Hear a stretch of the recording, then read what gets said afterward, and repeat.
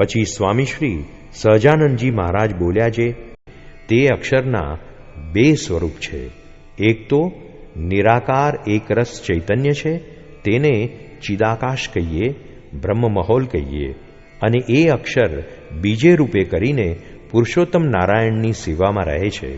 અને એ અક્ષરધામને પામ્યો જે ભક્ત તે પણ અક્ષરના સાધર્મ્યપણાને પામે છે અને ભગવાનની અખંડ સેવામાં રહે છે. અને એ અક્ષરધામને વિશે શ્રી કૃષ્ણ પુરુષોત્તમ નારાયણ તે સદા વિરાજમાન છે.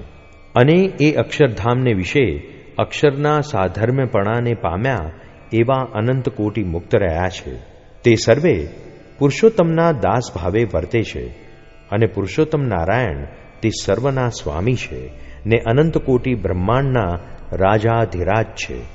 માટે આપણા સત્સંગી સર્વેને તો એમ જ નિશ્ચય કરવો જે આપણે પણ એ અક્ષરરૂપ જે મુક્ત તેમની પંક્તિમાં ભળવું છે અને અક્ષરધામમાં જઈને અખંડ ભગવાનની સેવામાં હજુર રહેવું છે. પણ નાશવંત ને તુચ્છ એવું જે માયિક સુખ તેને ઈચ્છવું નથી અને એમાં કોઈ ઠેકાણે લોભાવવું નથી.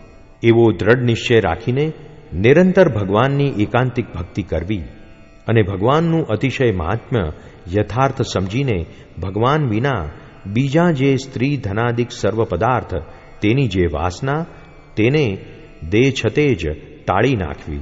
અને જો ભગવાન વિના બીજા પદાર્થની વાસના રહી ગઈ હોય ને તેનો દેહ પડે ને તેને ભગવાનના ધામમાં જાતે જો માર્ગમાં સિદ્ધિઓ દેખાય તો તે ભગવાનને મૂકીને તે સિદ્ધિઓમાં લોભાઈ જાય તો તેને મોટું વિઘ્ન થાય. માટે સર્વ પદાર્થની વાસના ટાળીને ભગવાનને ભજવા. જય સ્વામિનારાયણ દયાળુ. આપને આ વિડિયો પસંદ આવ્યો હોય તો અમારી ચેનલને સબસ્ક્રાઇબ કરો, લાઇક કરો અને દરેક સત્સંગીઓને શેર કરો.